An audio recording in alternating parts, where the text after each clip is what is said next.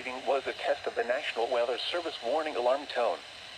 During potentially dangerous weather situations, specially equipped receivers are automatically activated to warn of the impending hazard.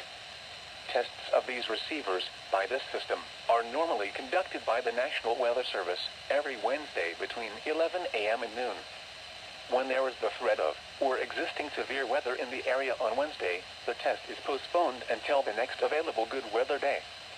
The warning alarm, transmitted over National Weather Service radio stations in North Central and Northeast Illinois, will be activated for watches and/or warnings, affecting all counties in North Central and Northeast Illinois, as well as counties in far Northwest Indiana. Reception of this broadcast and the alarm tone will vary at any given location.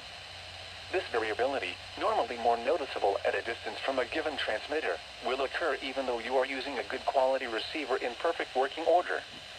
This concludes the tone alarm test. We will now return to our regular program.